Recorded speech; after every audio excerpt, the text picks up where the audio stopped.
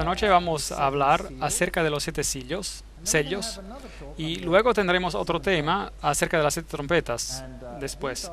Y estos son tremendos asuntos y lentamente vamos a movernos hacia una fase muy importante cuando hablaremos de algunos de esos asuntos que pertenecen de hecho a nuestro tiempo y de una manera muy muy especial lo vamos a hacer.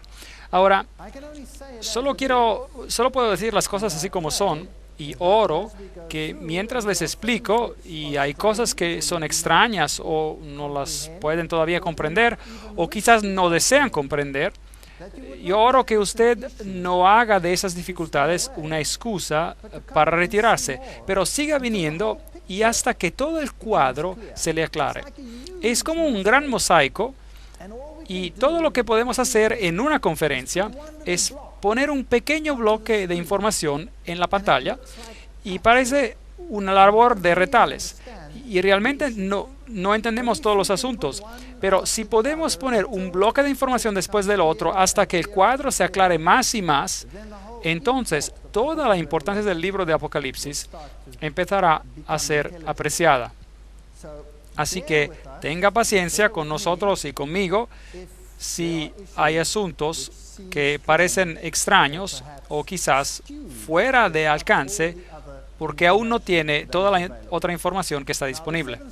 Ahora, los 7 sellos son tratados mayormente en el capítulo 6, pero para poner el escenario para los 7 sellos, hay otros 2 capítulos 4 y 5, y por supuesto es importante recordar que los capítulos mismos no dicen nada, porque los números, los capítulos en la Biblia fueron añadidos después. La Biblia no fue escrita así, la Biblia fue escrita como un bloque. Así que no puede dividirla en números, en capítulos. Los números son solo convenientes para encontrar dónde usted está y cómo encontrar un texto en particular. El Cordero abrió uno de los sellos. Ahora, antes de que Él abra los sellos para decirnos lo que irá a pasar en esta tierra, primero Él nos da una visión de la sala del trono en el cielo. Una de las visiones más ilustrativas de la sala del trono del universo. Imagínense, se nos da la posibilidad de ver el lugar donde está la sede del poder increíble. Apocalipsis 4.1 dice: Después de esto miré y vi que había una puerta abierta en el cielo. La primera voz que oí era como de una trompeta que, hablando conmigo, dijo: Sube acá y yo te mostraré las cosas que sucederán después de estas. Así que aquí tenemos la mención profética, las cosas que sucederán después. Y al instante, estando yo en el Espíritu, vi un trono establecido en el cielo y en el trono uno sentado. Pero por tu dureza y por tu corazón no arrepentido, atesoras para ti mismo ira para el día de la ira y de la revelación del justo juicio de Dios, en el día en que Dios juzgará por medio de Jesucristo los secretos de los hombres conforme a mi evangelio. Romanos 2, 5 y 16. ¿Qué tiene que ver este texto con el gran trono? Bueno, la sala del trono es la sede del Rey del Universo. Y ese Rey del Universo es también el juez del universo. Así que antes de que Dios nos permita mirar a lo que va a pasar en esta tierra y mirar a las apostasías que vendrán y las terribles cosas que los hombres harán, Él nos da una visión de su majestad y de su poder. Y nos da una visión de que a pesar del hecho de que parezca que el otro lado está ganando, Él está en control.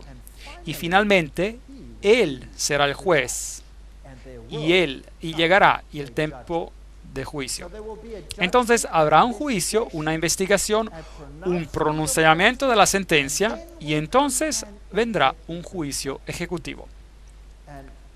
Y cuando llegue el momento donde se ejecute el juicio, la sentencia, será mejor que nos encontremos del lado correcto. Porque es necesario que todos nosotros comparezcamos ante el tribunal de Cristo para que cada uno reciba según lo que haya hecho mientras estaba en el cuerpo. 2 Corintios 5:10. No cabe duda, Jesús tiene todo bajo control. Dios tiene todo bajo control. Hechos 17:31. Por cuanto ha establecido Dios un día en el cual juzgará al mundo con justicia por aquel varón a quien designó, acreditándolo ante todos al haberlo levantado de los muertos. No cabe ninguna duda, Jesús algún día pondrá fin al pecado. Apocalipsis 4:3. La apariencia del que estaba sentado era semejante a una piedra de jaspe y de cornalina, y alrededor del trono había un arco iris semejante en su apariencia a esmeralda.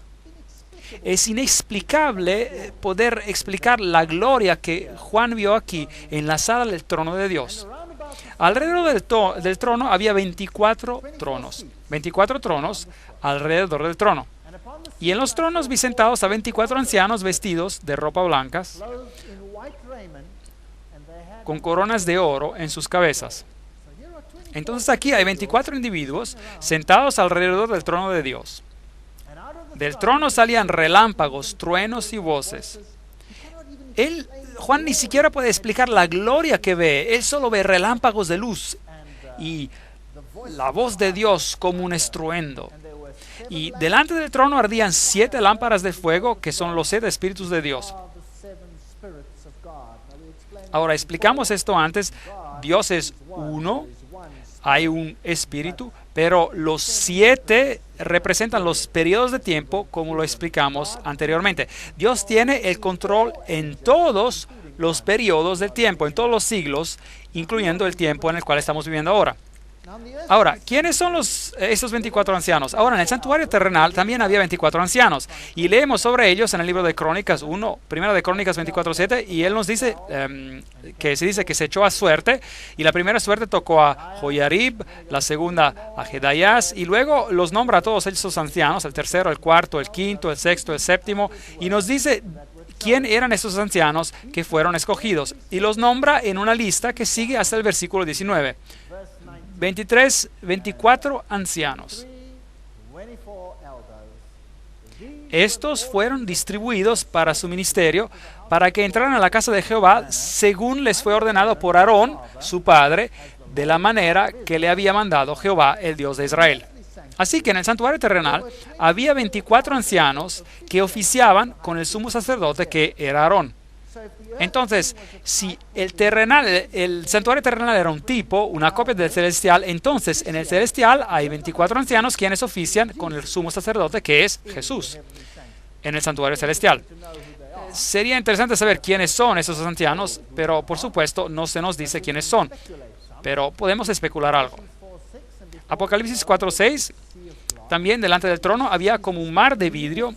Así que Juan ve esta luz magnificente en la que se puede caminar, semejante al cristal, y junto al trono y alrededor del trono había 4 seres vivientes llenos de ojos por delante y por detrás. Ahora, ¿quiénes son estos?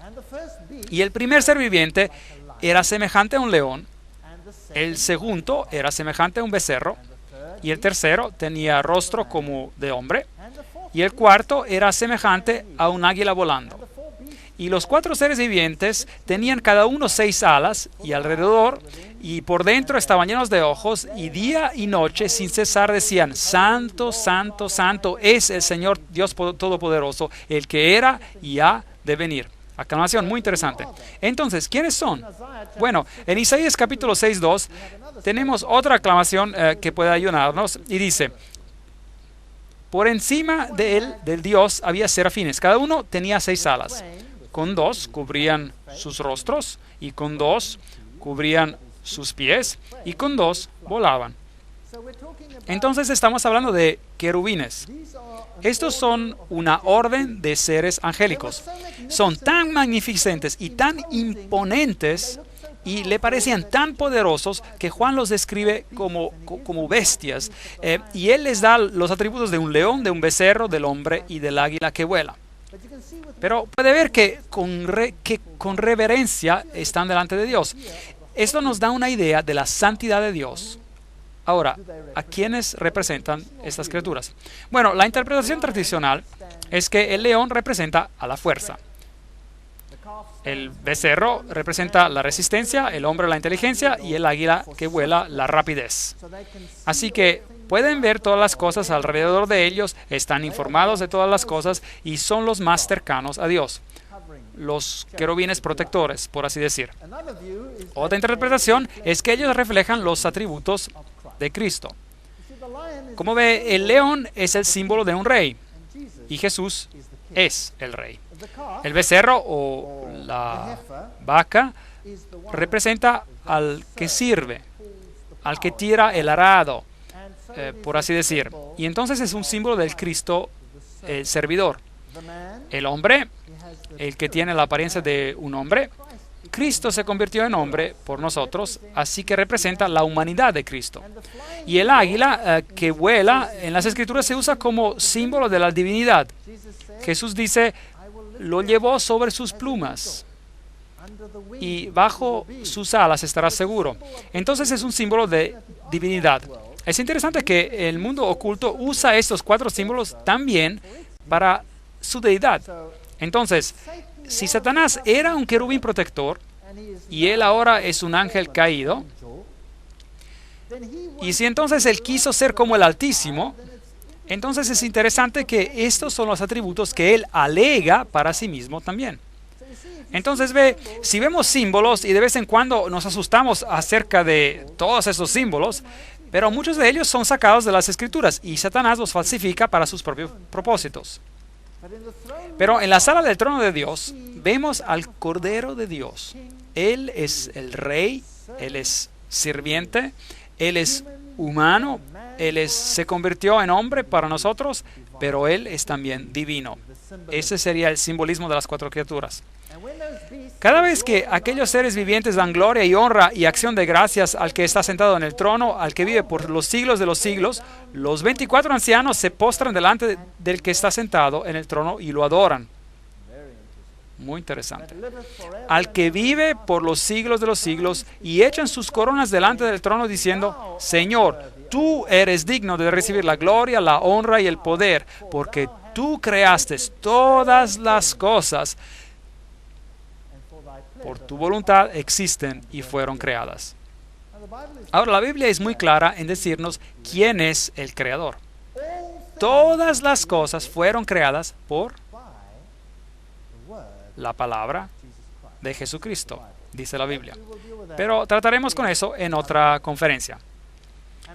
Vi en la mano derecha del que estaba sentado en el trono un libro escrito por dentro y por fuera, sellado con 7 sellos. Apocalipsis 5:1. Y vi un ángel poderoso que pregonaba a gran voz, ¿quién es digno de abrir el libro y de desatar sus sellos?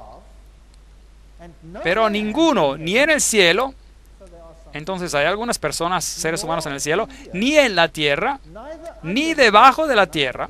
Así que ningún muerto está a la altura de poder abrir, no importa cuán buenos hayan sido, si eran como Abraham o como el rey David o como Adán mismo, ninguno de ellos está a la altura de abrir el libro, ni siquiera de mirar adentro de él. Entonces, ¿quiénes eran esas personas que él vio en el cielo? Ahora, los querubines, podemos entender, eran ángeles, pero los 24 ancianos. Ahora, la Biblia dice que cuando Jesús se levantó de los muertos, las tumbas fueron abiertas, ¿no es correcto? Y los primeros frutos que se levantaron de los muertos, y la Biblia dice que cuando Él entró al cielo, cuando Él ascendió al cielo, Él llevó cautiva a la cautividad, Efesios 4:8. Es decir, Él llevó a personas con Él. ¿No es correcto? Así que las personas que habían sido redimidas a lo largo de los siglos fueron levantadas de los muertos en esta fase y fueron con él al cielo. La Biblia también nos dice que hay algunos individuos en el cielo. Enoc, por ejemplo, fue trasladado sin conocer a la muerte y fue llevado al cielo. ¿No es así?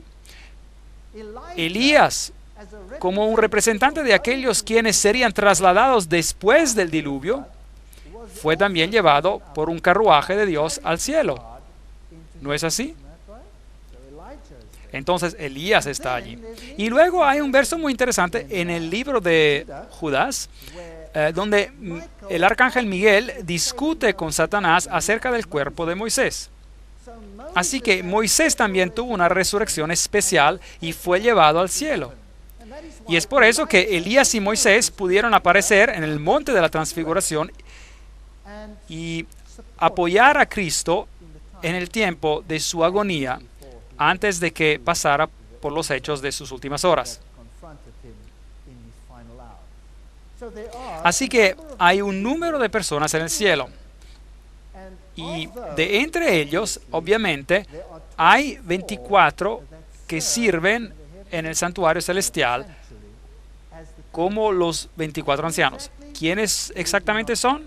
No sabemos. Podríamos especular de que Moisés sea uno de ellos, o Elías, o Enoc, pero los otros nombres no los tenemos. Veremos algún día, nos enteraremos de quiénes eran. Pero es una historia interesante. Así que lo terrenal es una copia de lo celestial, el santuario terrenal y celestial. Pero ningún hombre era digno de abrir a los sellos. Si el hombre era suficientemente digno en los ojos de Dios para haber sido llevado al cielo, no hacía diferencia, porque ningún hombre en el cielo y ningún hombre en la tierra y ningún hombre debajo de la tierra que jamás haya vivido es digno de abrir los sellos. Pero afortunadamente hay una solución. Apocalipsis 5:4. Y lloraba yo mucho porque no se hallaba nadie que fuera digno de abrir el libro, ni siquiera de mirarlo.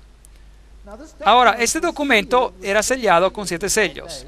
Y en los tiempos antiguos solían sellar, en los tiempos romanos, un testamento, una última voluntad o testamento con 7 sellos. Y por supuesto, si eso no era abierto, entonces no había heredad. Entonces, si el libro de los 7 sellos no es abierto, no hay heredad y somos perdidos para siempre. Es por eso que Juan lloró. Pero si podrían ser abiertos y el testamento leído, y si hubiera una ejecución del testamento, entonces seríamos redimidos. Y hay solo uno que ha dejado una memoria y testamento y vive para poder recibirlo. Porque normalmente cuando uno muere y deja un testamento, uno tiene que depender en alguien más para que lo abra, ¿no es correcto? Y para ejecutarlo, y si él es el único que puede heredar, el único que puede heredarlo está muerto, bueno, entonces tenemos un problema porque el que tiene que heredarlo está muerto y no puede heredarlo más. A menos que, por supuesto, Él es Dios y ha sido resucitado por medio de su propio poder. Increíble. Y entonces encontramos esto. Entonces uno de los ancianos me dijo, no llores, porque el león de la tribu de Jehová, la raíz de David, ha vencido para abrir el libro y desatar sus 7 sellos. Así que todo no está perdido. El Dios hombre está ahí. Miré y vi en medio del trono. Entonces, ¿qué se supone que es? Si Él está en medio del trono, bueno, entonces Él está sentado en el asiento de la deidad, de Dios. Y de los 4 seres vivientes y en medio de los ancianos estaba en pie un cordero como inmolado que tenía 7 cuernos. Un cuerno es el asiento del poder, de reinado por los siglos. Él es rey, y si miran el libro de Daniel verá que un cuerno representa un rey o un reinado. Y 7 ojos, Él ve a lo largo de los siglos, los cuales son 7 espíritus de Dios enviados por toda la tierra, y no solo por parte de ella. Versículo 7, Él vino y tomó el libro de la mano derecha del que estaba sentado en el trono. Y cuando hubo tomado el libro, los 4 seres vivientes y los 24 ancianos se postraron delante del Cordero. Todos tenían arpas y copas de oro llenas de incienso, que son las oraciones de los santos. Entonces, las oraciones de los santos son representadas como incienso. Y los méritos de Cristo hacen que las oraciones sean aceptables a Dios. Maravillosa imagen que tenemos aquí. Y la música celestial llena el lugar del trono mientras adoran al Cordero. Y cantaban un cántico nuevo, diciendo, digno eres tú de tomar el libro y de abrir sus sellos, porque tú fuiste, aquí está la respuesta, inmolado, y con tu sangre nos has redimido para Dios. Así que estos 24 ancianos que están diciendo esto, ¿eran humanos o eran ángeles? Debieron que ser humanos. ¿Por qué? Porque fueron redimidos. Es correcto. Así que sabemos que hay seres humanos en el cielo ahora mismo quienes fueron redimidos, y los que están en el cielo son aquellos que subieron en el traslado de las primicias, como dijimos antes. Y hay 3 seres que sabemos que la Biblia menciona que fueron trasladados o tuvieron una resurrección especial. Porque tú fuiste inmolado y redimido para Dios de todo linaje, lengua, pueblo y nación. Eso se deshace de todo tipo de exclusividad. Así que hay algunos que creen hoy que la salvación es por nacimiento. ¿Haya conocido a alguien que cree así? Personas que creen en la salvación por nacimiento. Dicen, yo pertenezco a la raza correcta o pertenezco al grupo étnico correcto, por eso yo soy salvo. Los judíos tenían esa teología particular y hay muchos grupos en el mundo hoy en día que creen que son salvos como una consecuencia de su estado especial. Hay muchas creencias interesantes allá por el mundo. Salvación por nombre que uno tiene, salvación por sombreros hasta. Pero ya no les voy a hablar de eso. Algunas personas creen que si tienen el vestido correcto, entonces son redimidos y se presentan ahí así, a sí mismos así en el mundo. Tú no eres salvo por tu nacimiento, no eres salvo por lo que te pones o cómo te conformas a esto o a otra posición. Tú eres salvo por medio de tu relación con Jesucristo. Es así como tú eres salvo. Así que Él fue el que nos redimió por su sangre de todo linaje y lengua y pueblo y nación, al menos que nos gloriemos de que ese grupo es mejor que otro. Él nos ha hecho para nuestro Dios un reino y sacerdotes y reinaremos sobre la tierra. Qué texto más fascinante. Nosotros reinaremos sobre la tierra. Miré y oí la voz de muchos ángeles alrededor del trono, de los seres vivientes y de los ancianos. Su número era millones de millones, millones y millones. Así que estamos tratando con miles de millones aquí. Y decían en gran voz, el Cordero que fue inmolado es digno de tomar el poder, las riquezas, la sabiduría, la fortaleza, la honra, la gloria y la alabanza.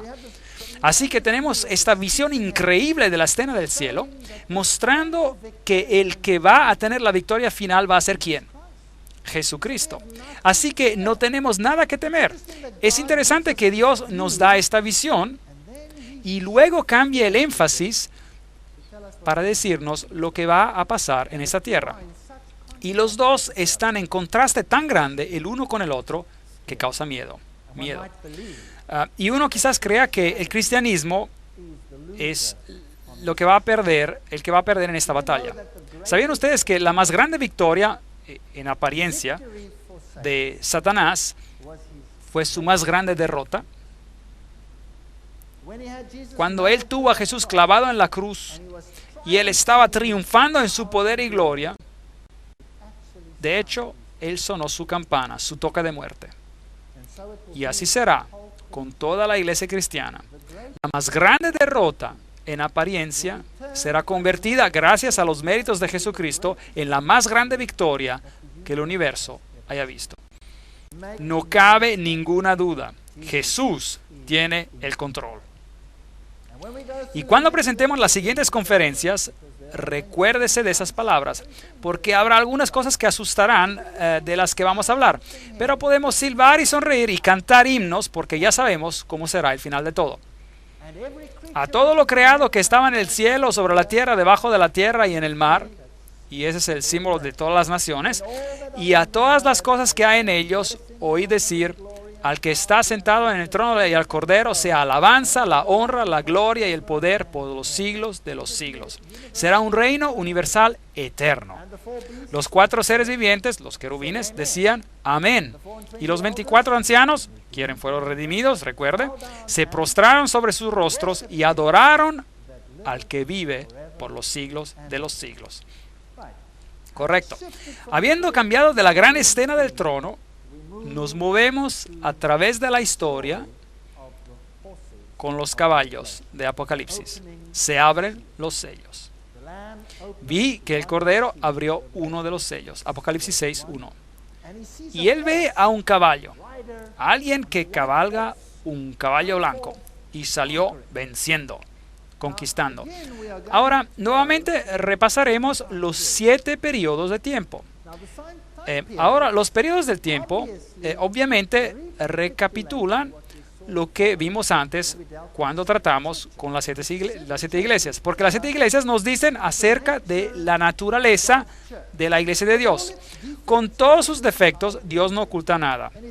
Y nos dice, esto es lo que va a pasar con la iglesia. Ahora, estos caballos representan algo diferente. Van a recapitular los mismos periodos, pero van a representar el mensaje, el anuncio del Evangelio.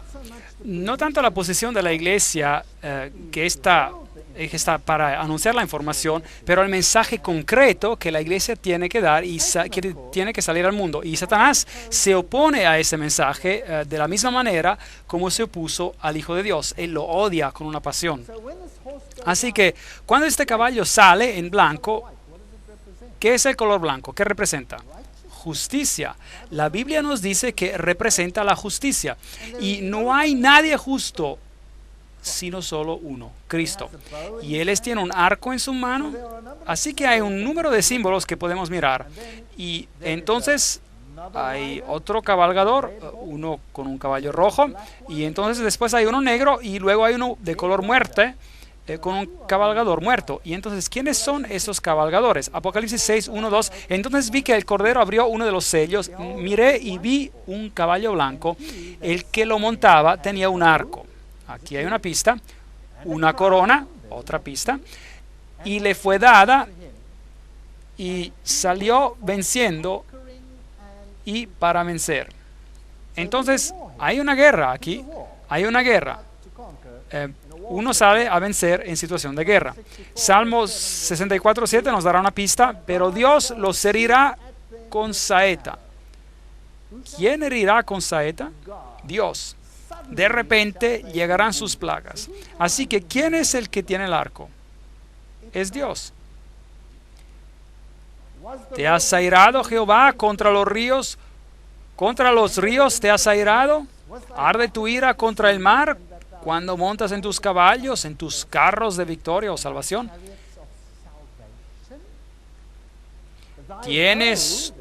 Aquí está la pista. ¿Tienes tu arco preparado? Aquí está la pista. Los juramentos a las tribus fueron palabras seguras. Selah, has hendido la tierra con los ríos. Habacuc 3, 8 y 9.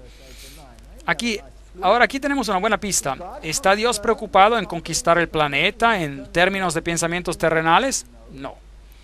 Este es su mensaje. Es la palabra de Dios. Y el arco es el que dispara y trae el Evangelio en el corazón. Y el primer mensaje que salió fue cuando Jesús empezó su iglesia novata. Era el mensaje de salvación por medio de Jesucristo. Y Él salió con poder y pureza, porque Dios había limpiado por sí mismo a un pueblo que estaba dispuesto a representar la justicia y la verdad, la iglesia primitiva. Entonces, el portavoz del Evangelio que salió era inadulterado. Todos sabían que Jesucristo era el Señor, solo Él podía salvar, y que por medio de su sangre somos redimidos. Esa es la historia que salió al mundo para anunciar el Evangelio. Entonces, es una fe que conquista. El blanco representa una fe pura, una mujer blanca. La mujer vestida de blanco en Apocalipsis representa la verdad en su pureza. La novia que ha sido redimida y lavada en la sangre del Cordero. Pero es necesario que permanezcáis fundados y firmes en la fe, sin movernos de la esperanza del Evangelio que habéis oído, el cual se predica en toda la creación que está debajo del cielo. Colosenses 1:23. Es muy importante. Si usted acepta este mensaje y usted está seguro, anclado en la roca de manera que no puede ser movido, entonces usted estará establecido en la verdad. Y para estar establecido en la verdad y no ser movido, tiene que conocer la palabra de Dios y tiene que comerla. Eso significa incorporarla y actuar conforme.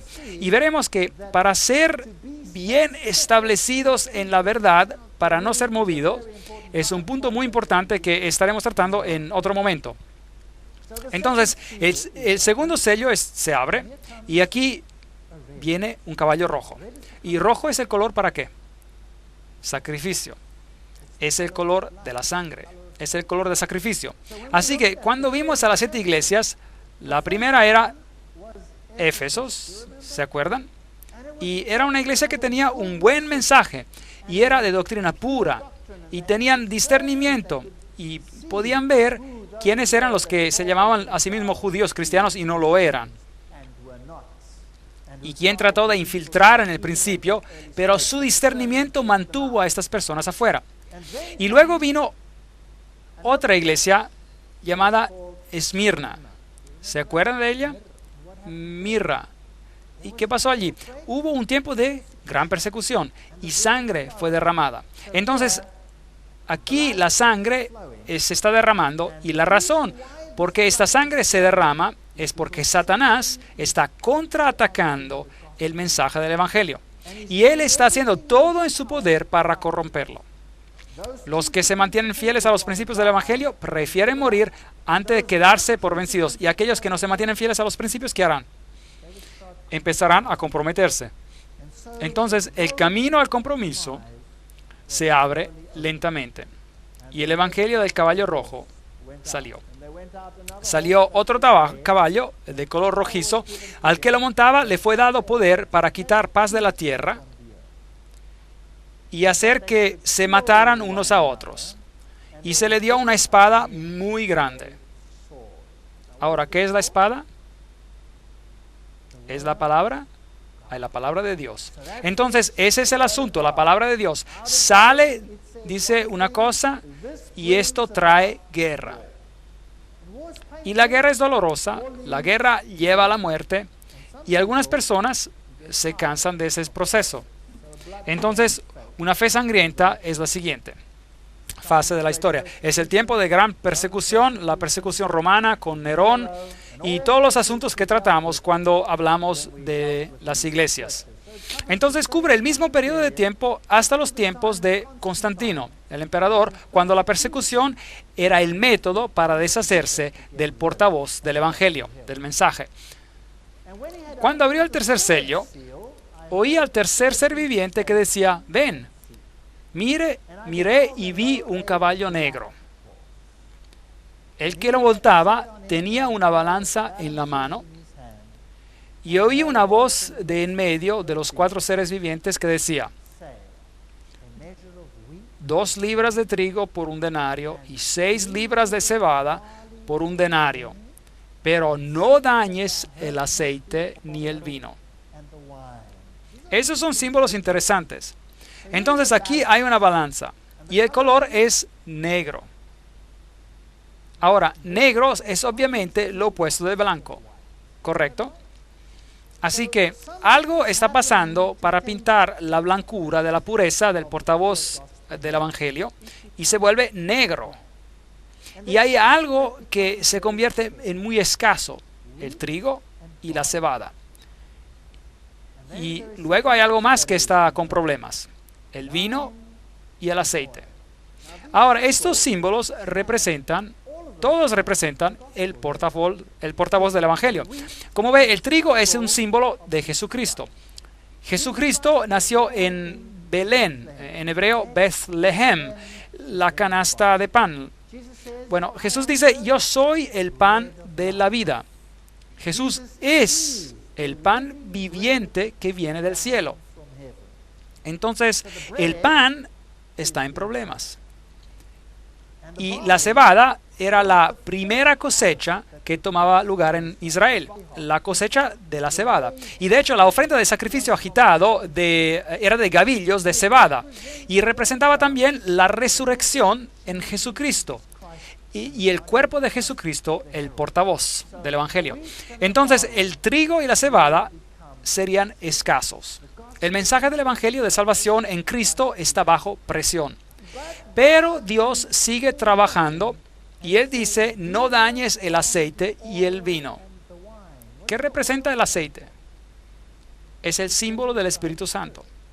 era vaciado en los candelabros para que el mundo pudiera tener la luz de la verdad. Y el vino es un símbolo de la doctrina.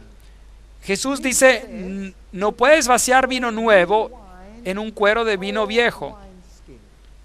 No puedes vaciar el gran mensaje de la salvación en Jesucristo en un molde que no lo va a poder contener.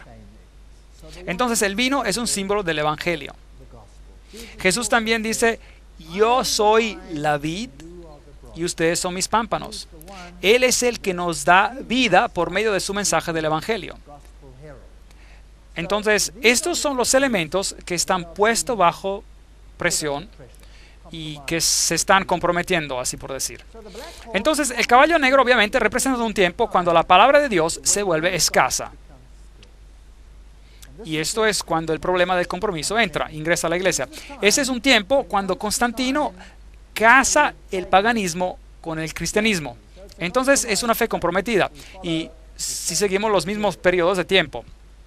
Por tanto, mirad vosotros y por todo el rebaño, dice Pablo, para apacentar la iglesia del Señor, porque yo sé que después de mi partida entrarán en medio de vosotros lobos rapaces. Y por si acaso, ¿cuán temprano en la iglesia entró la influencia corrupta de la iglesia a la iglesia? En el principio, justo en el principio. Había un hombre llamado Simón Mago, ¿lo recuerdan en la Biblia? Y él pensó que podía comprar el poder de Dios con su dinero. ¿Se acuerdan de eso? Y Pedro lo reprendió de la manera bien directa y este hombre se enojó bastante, muy enojado. Y Simón Mago venía de Samaria y él tenía un elemento de sabiduría babilónica en sí mismo. Y si vamos a ver a la historia, como veremos en un futuro, probablemente él fue el padre del gnosticismo. Y gnosticismo, en dos palabras, es la filosofía donde Cristo se hace menos de lo que es y que nosotros nos podamos convertir en algo más grande de lo que somos. Y gnosticismo era la espina en la carne del cristianismo primitivo. Y los principios del gnosticismo juegan un rol vital hoy en día, como veremos en las conferencias más adelante. La cruz de Cristo era la que dividió la historia. Pero echó por tierra la verdad y hizo cuanto quiso y prosperó. Daniel 8:12. Vendría un poder que destruiría al portavoz del Evangelio. Salvación solo por medio de Cristo fue reemplazada por los requerimientos de la iglesia. Entonces, eso es lo que básicamente ocurrió. Y la iglesia misma se puso como mediadora entre hombre y Dios. En vez de ir directamente a Cristo, uno ahora pasaba por la iglesia. Un día muy triste. Dios había dado una ley y el hombre tuvo el atrevimiento de cambiar la ley de Dios para satisfacer sus necesidades. Así que en las iglesias tenemos a San Pedro o era Júpiter. Bueno, la verdad es que él vino directamente del templo de Júpiter. En las iglesias, María se convirtió en una mediatrix, una mediadora. Y la iglesia enseña que nadie puede ser salvo excepto por los méritos de María. Eso es muy extraño. Todas estas doctrinas llegaron y eran una mezcla entre el paganismo y el cristianismo. La Biblia claramente declara, porque no hay otro nombre bajo el cielo dado a los hombres en que podamos ser salvos, excepto por el nombre de Cristo, Jesús. No hay otro nombre. Así que todos estos otros mediadores ingresaron a la iglesia. Y donde los paganos tenían muchos dioses, ellos desarrollaron muchos santos. Y entonces usted podía, si tenía un problema en su vida y no tenía suficientes méritos, salvación por obras, pues, entonces para poder entrar al cielo, usted podía recibir un préstamo de los méritos que tenían por demás los que habían muerto antes que usted. Esta es una doctrina de la iglesia de la Edad Media y es considerada doctrina hoy día. Así que puede pedir prestado, por así decir, tomar por sí mismo un gran trago de méritos de los santos que habían muerto antes de usted para aumentar la reserva de sus propios méritos. ¿Es eso bíblico? ¿O cada uno tiene que presentarse individualmente ante Dios en el juicio y dar cuenta de lo que Él ha hecho en la carne? ¿Sí o no? Claro que sí, por supuesto. Y por eso todos estos santos se crearon y como consecuencia los santos se convirtieron en especialistas. Y esa especialización es exactamente la misma que usted tiene en el paganismo. Un Dios está especializado para cuidarte durante un viaje. Otro estaba especializado en cuidar de tus necesidades financieras. Y entonces uno tenía varios dioses. Y es por eso, hoy en día, si usted quiere viajar, bueno, es bueno tener a San Cristóforo consigo. Pues eso quizá le ayude, usted sabe, en sus viajes, pues. Entonces, esta es una iglesia de compromisos. Y con Jesucristo no puede haber compromisos, ningún tipo de compromiso. O Él es el Señor de señores y Rey de reyes, o no lo es. Y esa es la decisión que debemos que tomar. Mientras vamos a la siguiente parte de la historia de los cabalgadores en Apocalipsis, llegamos a un caballo pálido. Y este representa la muerte. Así que obviamente hay un cambio progresivo en este tiempo cuando el portavoz del Evangelio, el mensajero, el mensaje se vuelve negro, oscurado por el compromiso, al punto de llegar a tener el color de la muerte. El Evangelio ha muerto. La Biblia lo dice claramente: no te harás imagen ni ninguna semejanza de lo que esté arriba en el cielo, ni abajo en la tierra, ni en las aguas bajo la tierra. No te inclinarás a ellas ni las honrarás. Éxodos 24:5. Un texto problemático en los 10 mandamientos. Y entonces, ¿qué tal si lo removemos y lo tiramos a la basura? Bueno, si usted mira a un libro común, un catequismo y corriente de catequismo, hoy en día encontrará que este mandamiento ha sido removido para abrir el camino a las prácticas religiosas que se habían introducido en la iglesia. Constantino es el que primero y el que más empezó a hacer leyes que restringían las conciencias de los seres humanos. Así que en vez de escuchar y aceptar la palabra de Dios y hacer tus decisiones basadas en la palabra de Dios, el hombre empezó a crear leyes que dictaran sobre este asunto. Y Constantino fue el primero en hacer una ley sobre el día de descanso, por ejemplo. Durante este siglo de compromiso, el día del sol en el paganismo reemplazó el sábado en la Biblia. Un desarrollo muy interesante ocurrió aquí. La iglesia primitiva guardaba el sábado. Habían 2 regiones donde el sábado no era guardado en la iglesia primitiva. Una era en Alejandría, donde había una escuela muy liberal que más tarde se convirtió en la base, en la sede del gnosticismo, y la otra era en Roma. Y en esas 2 áreas se encontraba el bastión, la roca fuerte de la adoración del sol. Es interesante que cuando Alejandría fue destruida, el cambio de poder se mudó hacia Roma y finalmente de ahí se esparció a través del mundo entero. Entonces, durante este periodo de compromiso, el día del sol reemplazó el sábado de la Biblia.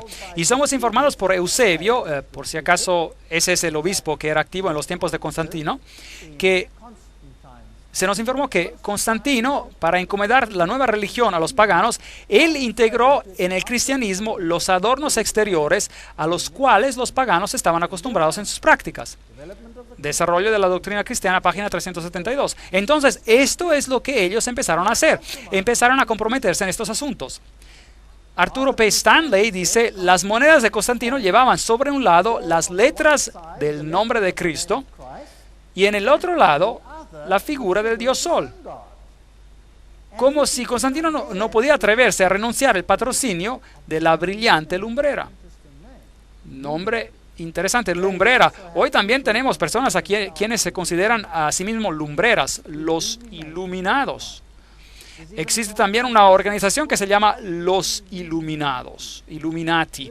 Estaremos tratando con esos asuntos mientras avancemos. Así que aquí hay un compromiso que ha tomado lugar. La retención del viejo nombre pagano de 10 solis o domingo es en gran manera debido a la unión de los sentimientos paganos y cristianos, gracias a los cuales el primer día de la semana fue recomendado por Constantino a sus súbditos, sea paganos que cristianos, como el día venerable del sol. Historia de la Iglesia del Oriente, página 184. Entonces, este es un hecho histórico, no podemos negarlo. Esto es lo que pasó, porque en 6 días, dice la Biblia, el Señor creó los cielos y la tierra, el mar y todo lo que en ella hay. Increíble. Esta frase está bajo ataque hoy en día en el mundo científico. Claro que sí, de una manera más agresiva. No existe casi una palabra en la palabra de Dios que no esté bajo ataque en nuestros días en los cuales vivimos.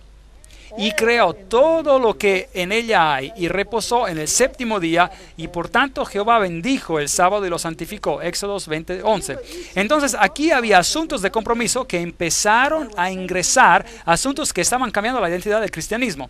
Ahora, ¿qué pasó con todos esos cristianos fieles que querían hacer exactamente lo que las Escrituras decían? ¿Qué pasó con ellos? Fueron eliminados de la faz de la tierra, fueron destruidos con la espada. Y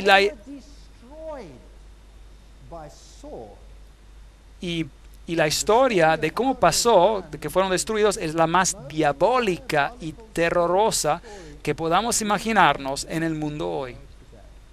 Increíble. ¿Dónde reinó la iglesia primitiva? ¿Dónde empezó el cristianismo? ¿Empezó en Roma? ¿Sí o no? No, empezó en Jerusalén. Es allí donde empezó. Allí es donde el cristianismo tiene su sede. Y se esparció alrededor del Medio Oriente. ¿Dónde hizo Pablo la mayoría de sus predicaciones? Él fue a Roma a morir. Pero ¿dónde estableció él las iglesias? En Asia Menor. Es donde predicó. Y es allí donde la iglesia creció. Y la iglesia creció por toda esa región entera. Región que incluye a Irak, Irán, Pakistán, hasta llegar a India. Eso es lo que la Biblia dice. Y en Egipto, y hasta el norte de África. Y es ahí donde estaba la cuna del cristianismo, en toda esta región. Y hoy, el cristianismo ha sido borrado de los lugares de su origen. Y ha sido reemplazado por una religión enteramente diferente que niega a Cristo y a su divinidad. Pensamiento interesante. Regresaremos a este pensamiento en un momento. Entonces bendijo Dios al séptimo día y lo santificó, porque en él reposó de toda la obra que había hecho en la creación. La Enciclopedia Católica nos dice: la iglesia, después de que cambió el día de descanso del sábado judío o séptimo día de la semana al primero, hizo que el tercer comandamiento se refiriera al domingo como el día para guardar santo, como el día del Señor. La Enciclopedia Católica, volumen 4, página 153. Bueno, ¿por qué el tercer mandamiento? ¿Por qué no el cuarto, así como estaba en la Biblia? Porque habían removido el segundo mandamiento que dice: no te harás imagen. Ahora, ¿hace eso? ¿No es eso acaso manipular la palabra de Dios? ¿No es eso volver a escribir las Escrituras? Absolutamente que sí. Así que no solo ellos le quitaron a Dios a su autoridad, Dios que dice: recuerda al séptimo día porque yo soy tu creador y yo te hice. Ellos quitaron la autoridad y dijeron: no, yo voy a decidir cuándo tú adorarás, y yo soy tu nueva autoridad en tu vida. Así que el asunto no es tanto el asunto sobre un día, es más bien un asunto de autoridad. ¿Quién tiene la autoridad? El que hace la ley es el que tiene la autoridad, y el que cambia la ley es el que tiene aún más autoridad del que la escribió en el primer lugar. ¿Correcto o no? Entonces aquí hay un poder que dice: yo tengo más autoridad de Dios y yo la cambiaré. Es un asunto de autoridad. No se metan con Dios. Sus sacerdotes violaron mi ley y contaminaron mis santuarios. Entre lo santo y lo profano no hicieron diferencia y ni distinguieron entre lo inmundo y el limpio. de mis sábados apartaron a sus ojos, y yo he sido profanado en medio de ellos. Ezequiel 22:26. Es una declaración interesante. Entonces ellos profanaron los sábados. No hacen diferencia entre limpio e inmundo. Espera un momento. ¿Acaso no nos enseñan hoy que no hay diferencia, que no hay más diferencia? ¿No es eso correcto? Miren, Cyril en la Nueva Versión Internacional en lengua inglesa dice que, y por eso Jesús declaró que todas las cosas ahora son limpias. Entonces la Nueva Versión Internacional inglesa lo dice, y la antigua versión inglesa King James no lo dice, pero la Nueva Versión Internacional sí. Inglesa sí, lo dice. Es muy interesante. Tendremos que analizar este asunto. Es un poco complicado ahora. Lo menciono aquí solo para despertar su interés. Así que el caballo negro representa este tiempo de compromiso cuando las cosas empezaron a cambiar. Y llegando al 538 después de Cristo, salió un decreto que un cierto poder, es decir, el obispo de Roma, tenía el poder de corregir a los heréticos. Eso significa que él se convirtió en la autoridad para dar órdenes sobre la conciencia del hombre. Interesante. No Dios, el hombre había tomado esta posición. Y una vez que el hombre usurpa la autoridad de Dios, entonces el evangelio está muerto. Porque mi Biblia dice que no hay otro nombre bajo el cielo dado a los hombres para ser salvo. Y mi Biblia dice que no hay otro mediador excepto Jesucristo hombre. Y mi Biblia también dice que si alguien peca, nosotros tenemos un abogado, y ese abogado es Jesucristo. Pero ahora aquí tenemos otro abogado. Tenemos que ir a otro lado para encontrar el perdón. Y tenemos a alguien que nos dice lo que es correcto y lo que es incorrecto, yendo en contra de lo que dice la palabra de Dios. Y esto es problemático. Esto es problemático. Cuando abrió el cuarto sello, miré y vi a un caballo amarillo. Y el que lo montaba tenía por nombre Muerte, y el Hades lo seguía. Hades, la tumba. Esta es una triste historia de cómo el mensaje del Evangelio de Salvación fue llevado al punto de muerte. Y les fue dada potestad sobre la cuarta parte de la tierra. Así que este poder quita el portavoz del Evangelio y controla una cuarta parte de la tierra. Ahora, este es un punto interesante. ¿Qué denominación cristiana controló la cuarta parte del mundo? Increíble. Para matar con espada. Es otra palabra, una nueva palabra. Es una espada literal aquí. Y con hambre. ¿Hambre de qué? ¿Hay una escasez en la tierra de qué? De la palabra de Dios. ¿Quitó la iglesia de la Edad Media la palabra de Dios, sí o no? ¿Prohibieron la Biblia? Era pecado hasta el punto de pagar con su vida el tener y leer la Biblia, ¿sí o no? Sí, la historia prueba el hecho. No estoy atacando a ningún individuo. Estoy hablando acerca de un sistema. ¿Y qué hay detrás de ese sistema? Hay muchas personas queridas, hambrientas por la verdad en cada religión del mundo. Y creo que muchas de ellas, Dios las reconoce como suyas, porque ellas están viviendo según la mejor luz que poseen. Así que no juzguemos a las personas. Estamos hablando aquí acerca de un sistema. Y es un sistema muy triste. Mi padre quería ser un sacerdote católico romano. Y él era un muy buen católico.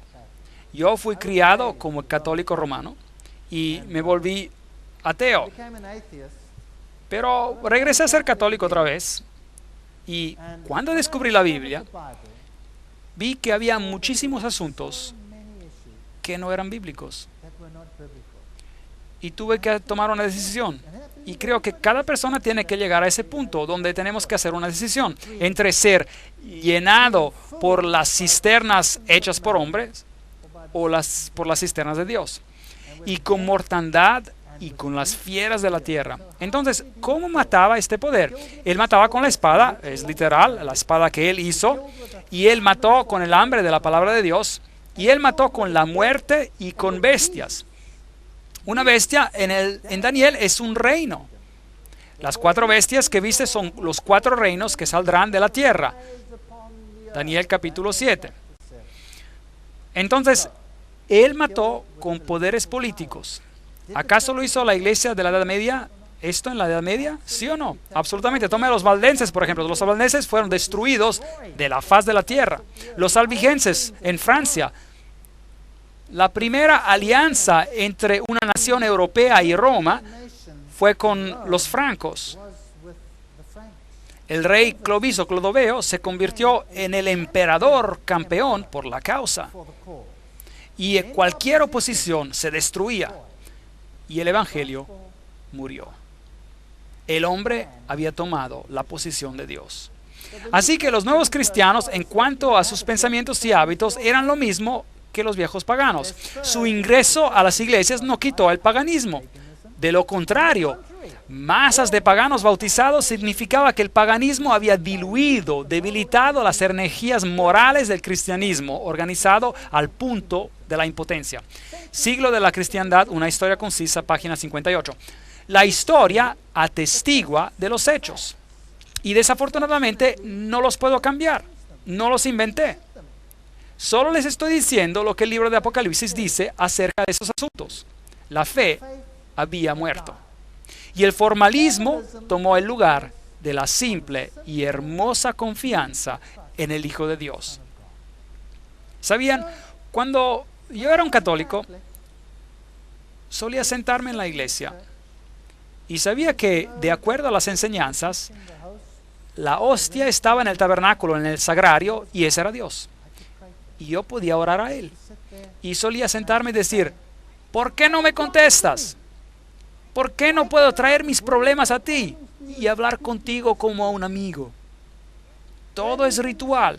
Si tú quieres comunicarte con Dios, di las 10 Ave Marías, un Padre Nuestro, 10 Ave Marías, un Padre Nuestro, 10 Ave Marías, un Padre Nuestro, y rezar todo el rosario y terminar con una confesión de fe. Y si aún no lo has alcanzado, hazlo nuevamente, y otra vez, y otra vez. Y más lo haces, mejor. ¿Es eso comunicarse con alguien? ¿Es así como hablaría con alguien que ama? Saben, el hombre tiene una hambre de comunicarse con Dios. El hombre tiene una hambre de tocar y sentir la mano divina. Y el ser humano está siendo robado de la hermosura y la simplicidad de comunicarse con Dios. Orar no es bajar a Dios hasta nosotros. Antes bien, orar es elevarnos a Él. ¿No es eso maravilloso? El sentido de ser elevados. Se nos deja aquí abajo con todos los problemas del mundo sin solución, cuando Dios se encuentra al alcance de una oración. Si podíamos decir, Señor, tengo un problema, ¿puedo venir hacia ti? Estoy seguro que el Señor agachará su oído hacia nosotros y escuchará cada palabra que nos preocupa. Podemos tomar los más grandes problemas y los más pequeños problemas directamente a Dios. No necesitamos a nadie más.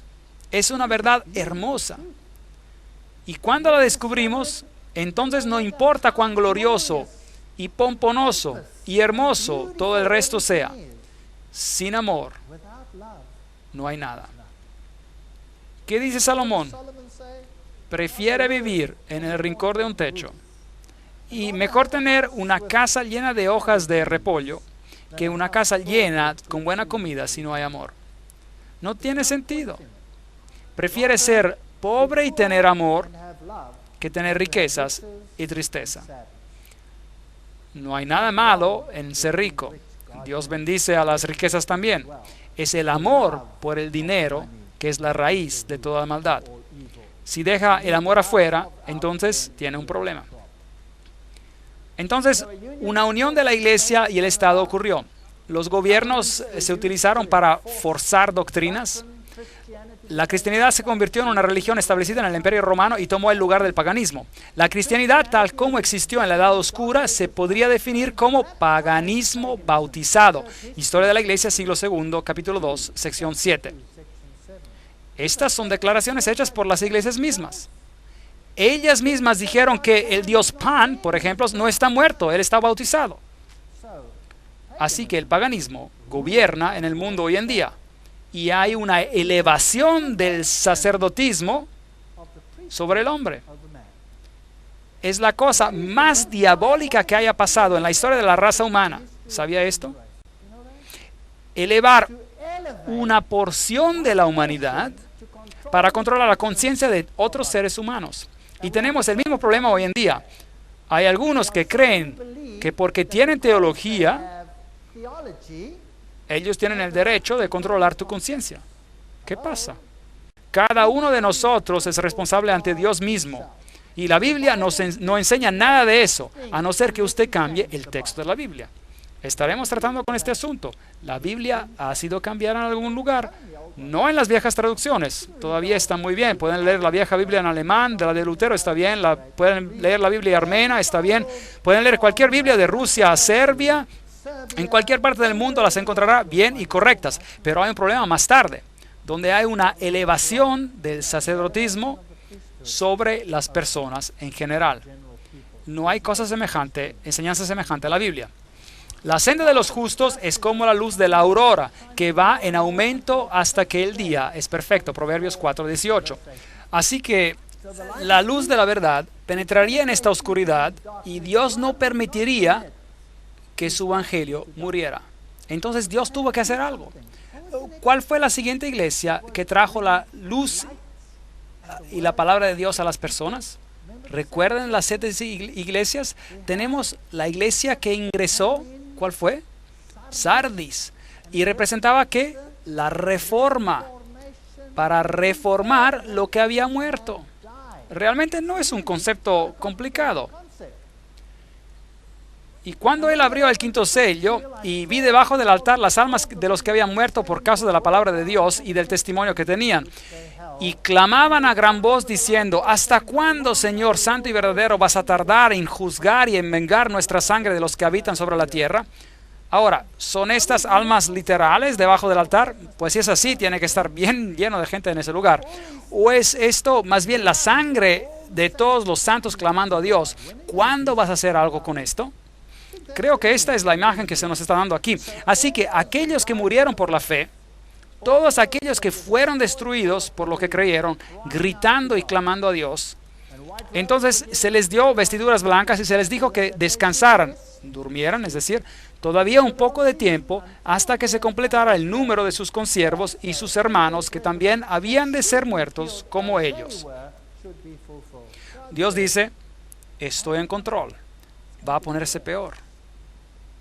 Pero esperen hasta que todos los que a través de la historia todavía van a morir en la fe o por la fe y vean que sean juntados todos, entonces el reino vendrá.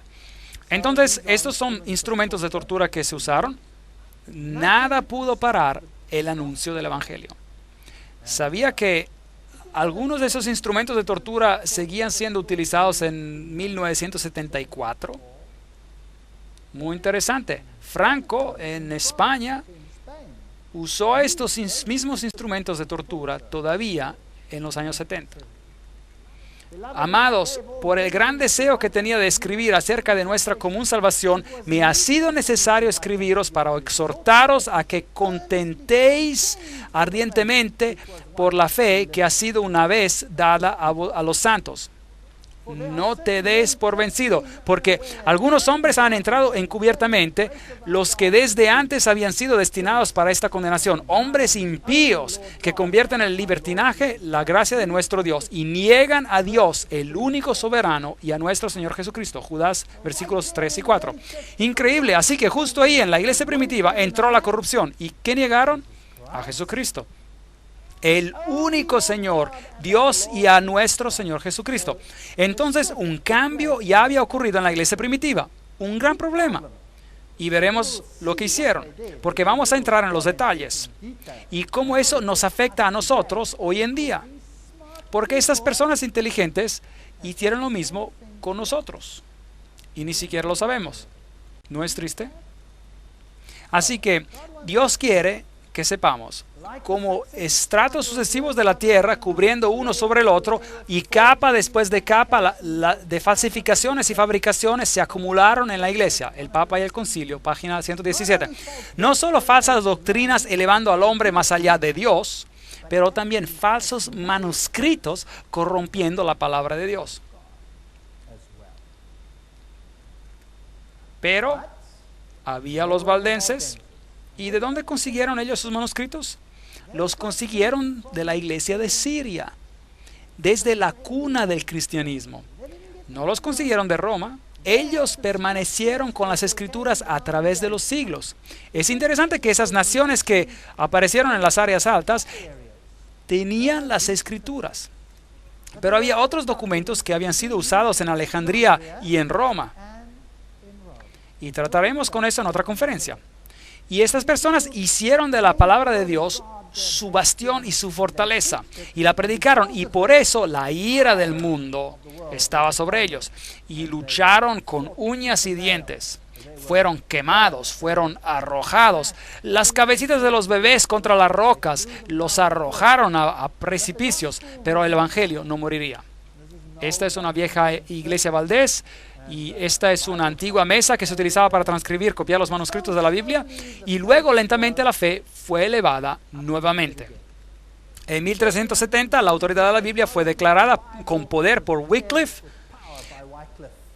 Y en el 1400 la obediencia a Dios, obedecer a Dios antes que al hombre.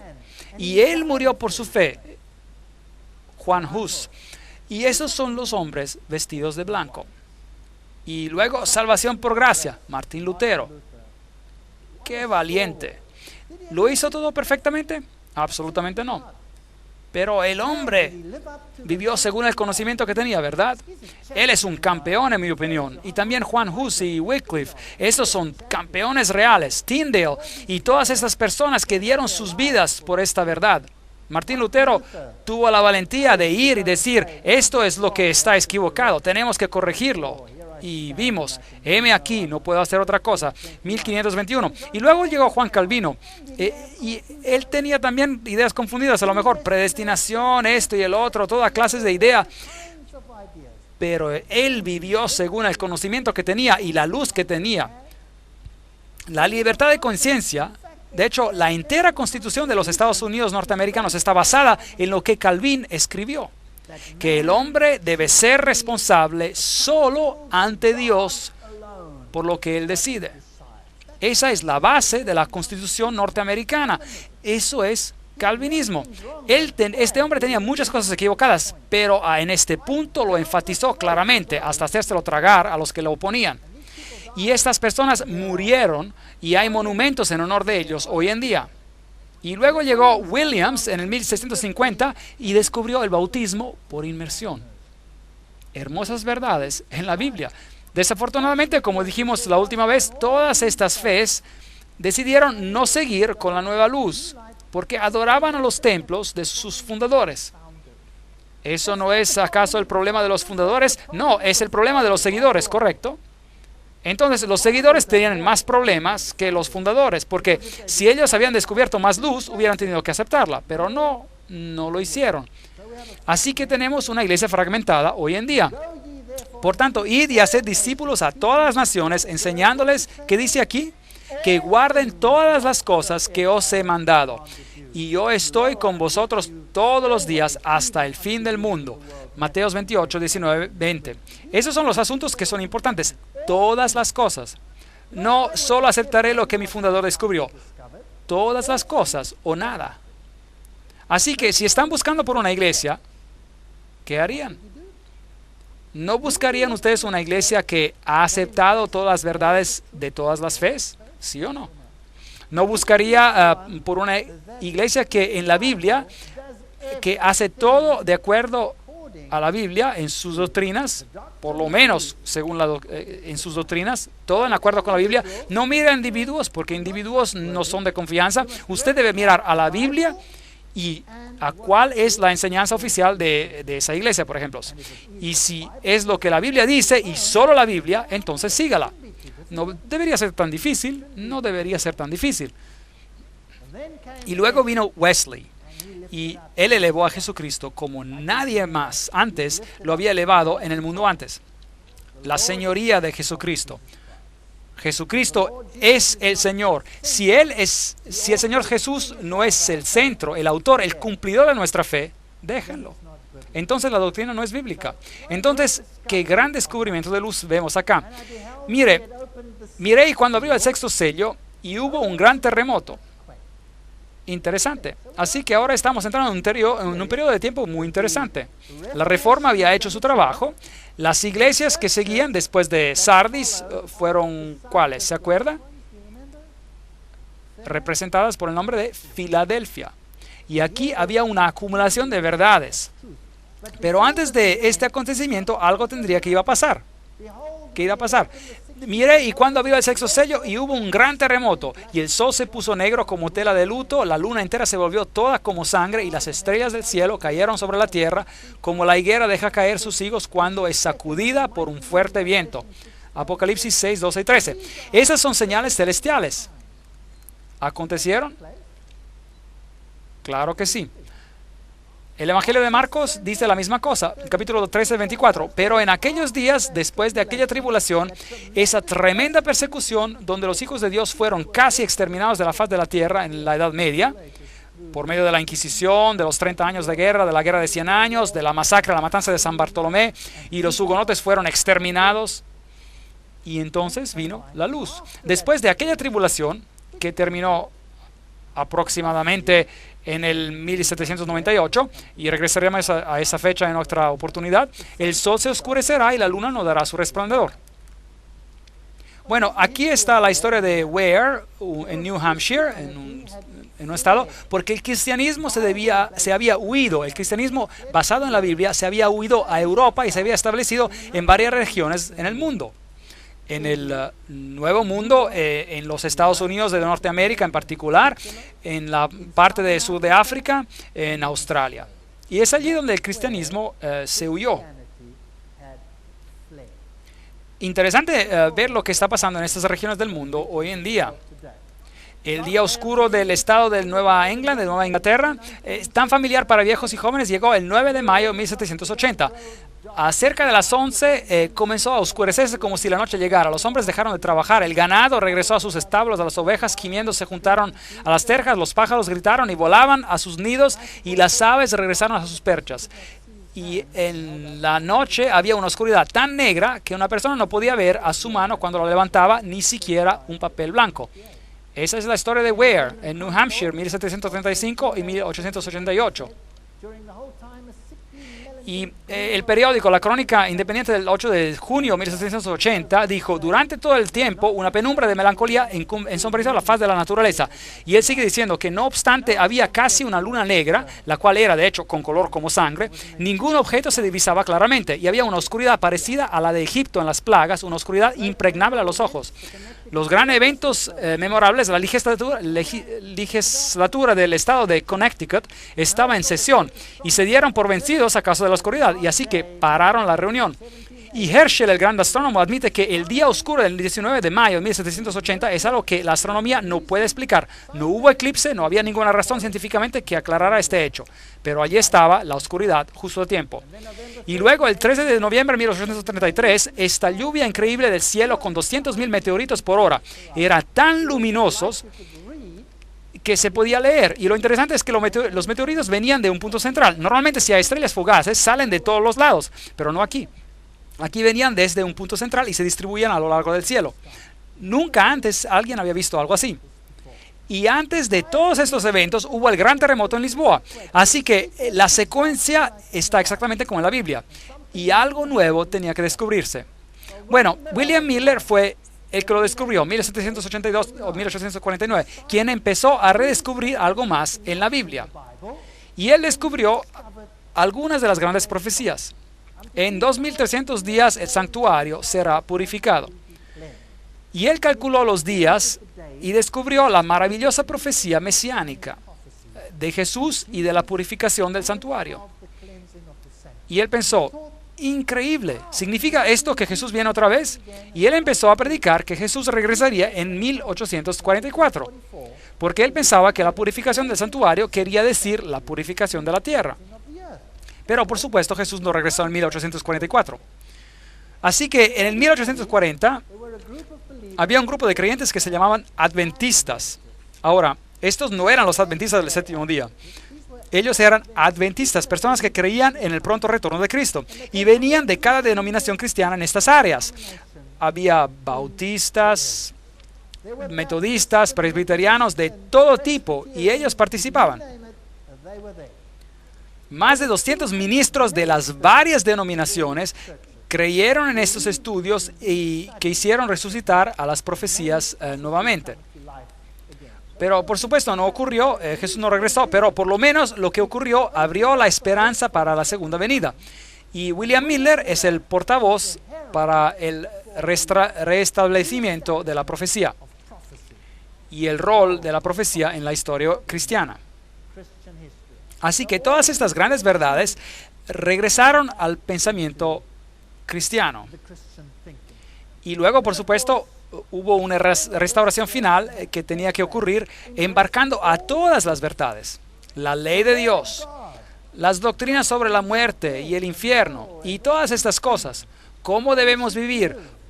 ¿Cuáles son los parámetros que Dios requiere de nosotros? Todas estas cosas tenían que ser restauradas, porque seguramente Dios no terminaría este proceso sin que la luz resplandezca sobre su pueblo para abrir todas las verdades que se habían perdido. La verdad tenía que ser restaurada. Y luego Cristo vendría. Jesús dijo, si me amas, guarda mis mandamientos. Juan 15:15. Aquel que dice que me ama y no guarda mis mandamientos, ¿es un qué? Un mentiroso. Y la verdad no está en él. ¿Acaso no tenemos muchos grupos que dicen los mandamientos se han eliminado? ¿Sí o no? Sí. Se han sido clavados a la cruz. Jesús dice que la ley nunca pasará. Cielos y tierras pasarán, pero ni una jota ni una tilde será removido de la ley hasta que todas estas cosas sean cumplidas. Seguro es sentido común saber que si las personas guardaran la ley de Dios, todos podríamos deshacernos de nuestras llaves. Y todas las jovencitas y mujeres podrían caminar seguras por los rincones más oscuros de este mundo, sin ningún temor. Si todos guardaran la ley de Dios, ¿no es esto correcto? Entonces la ley de Dios va a ser un asunto en los últimos tiempos, especialmente cuando toda una organización ha tenido el descaro de cambiarla. Increíble. Decir que somos nosotros más grandes y más poderosos que Dios, que modificaremos a su ley. Pues en vano me honran enseñando como doctrinas mandamientos de hombres. Mateo 15:9. Cuando el hombre se eleva a sí mismo a la posición de o más allá que Dios, entonces usted sabrá que es tiempo de que Dios actúe. Será llamado reparador de muros derruidos, restaurador de calles transitables. Si dejas de profanar el sábado y no haces negocios en mi día santo, si llamas al sábado delicia y al día santo del Señor honorable. Habría una restauración de la brecha, de los muros derruidos, el muro que supuestamente es para protegernos del mal. La ley no fue hecha para restringirnos, la ley fue hecha para protegernos. Como un padre amoroso o una madre pondrían sus brazos alrededor de los niños y pondrían reglas para protegerlos. Y el sábado tenía que ser llamado una delicia, no una carga. Los judíos habían hecho del sábado una carga. Habían puesto tantas restricciones sobre el sábado que era miserable guardarlo. ¿Quién podría ser feliz si no estaba permitido caminar para ir a ver a seres queridos? Increíble. Así que tenía que haber una restauración del espíritu de la ley y de la fe en la palabra de Dios. El Apocalipsis de Juan nos revela todas estas cosas que harían de ocurrir. En medio del cielo vi volar a otro ángel que tenía el evangelio eterno para predicarlo a los habitantes de la tierra, a toda nación, tribu, lengua y pueblo. Decía en gran voz: temed a Dios y dadle gloria, porque la hora del juicio ha llegado. De su juicio ha llegado. Adorad a aquel que hizo el cielo y la tierra, el mar y las fuentes y de las aguas. Apocalipsis 14, 6, 7. el evangelio eterno, tenía que ser restaurado. Ve, los judíos se apoyaban en la obediencia a la ley y crucificaron a Jesús en la cruz. Y los cristianos se apoyan en los méritos de Jesús y clavan a la ley en la cruz. Ambos ven solo la mitad del asunto. ¿No es correcto? La ley y el evangelio van juntos. Si quiere elegir a Jesús como su Salvador, debe prepararse para aceptarlo como su rey. ¿No es correcto? Y un rey es un gobernador. Y un gobernador, por su mismo nombre, gobierna, tiene reglas, ¿sí o no? Sí. ¿Y qué hay de tan difícil sobre amar a Jesús lo suficiente como para guardar sus mandamientos? No es tan difícil. Si yo amo a mi esposa con todo mi corazón y toda mi alma, ¿quisiera otra? Absolutamente no. Y si pienso en las consecuencias que podría causar, el dolor y el sufrimiento, ¿valdría la pena? No lo creo. Lo mismo con Dios. Si yo amo a Dios con todo mi corazón y toda mi alma, ¿quisiera servir a otro? ¿Y por qué no? Porque son inútiles, no me pueden salvar, no pueden hacer nada por mí. Aunque tuviera un motivo egoísta, lo mejor sería quedarme con Dios, ¿sí o no? Sí. Entonces la ley tiene sentido. Entonces, aquí hay un mensaje que dice, Dios es el creador. ¿Qué enseña el mundo? Que tú originaste de la evolución, que eres el producto de una roca. ¿Es eso lo que dicen? Sí. La tierra se disolvió, finalmente creando materiales de los cuales la vida se evolucionó espontáneamente. Así que usted salió de una roca. Yo creo que salí de una roca, pero de la roca eterna. Hay otras ovejas que no son de este redil, a esas también debo atraer, y oirán mi voz, y habrá un rebaño y un pastor. No puedes tener una verdad dividida. O hay verdad, o hay división. Y no puede haber unión en la falsedad. ¿Sí o no? No puede. O se tiene unión en la verdad o no hay unión. Solo hay una supuesta unión de unidad que al primer problema desaparecerá como si nunca hubiera existido en la falsedad. O está basada en la verdad la unión o está basada en nada. Aquí está la perseverancia de los santos, los que guardan los mandamientos de Dios y la fe de Jesús. Apocalipsis 14, 12. ¿Saben qué? Es una frase fascinante esta, la fe de Jesús. Increíble. La Biblia tiene normas muy elevadas. ¿Sabía que no es suficiente solo tener fe en Jesús? No es suficiente. Usted necesita tener la fe de Jesús. En la más grande adversidad, Jesús confió en los méritos de su Padre. ¿Sí o no? Sí. No importa lo que te pase, tú necesitas confiar así como Jesucristo confió. Esa es la norma, ese es el nivel. Bueno, Dios añade su mérito porque nosotros somos débiles y no podemos hacer esas cosas. Pero esta es la norma. Algo que anhelar, esperar conseguir. Oh, yo quisiera tener esa fe, la fe de Jesús. Que estaría dispuesto a ir a la cruz porque Él me resucitaría. Y que sería de Él por la eternidad. Podría morir, no importa lo que pase. Jesús tenía esa fe. Necesitamos tener esa clase de fe. ¿Cuántas personas tienen esa clase de fe hoy en día? Las normas en la Biblia son altas, elevadas. Son elevadas por una razón. Y el mensaje sale al mundo que Jesucristo es el Señor. Y estamos justo ante de este punto en la historia. El cielo se replegó como un pergamino que se enrolla y todo monte y toda isla fueron removidos de sus lugares. Estudiamos todos los sellos. Estamos justo entre el sexto y el séptimo sello. La siguiente cosa que pasa, cuando el último sello es abierto, entonces el testamento de Dios es abierto y el reino es dado al Señor. Eso significa que Jesús toma control pleno de este planeta y Él viene otra vez. Hemos pasado por la historia. Somos las últimas personas, las últimas en este último gran mensaje.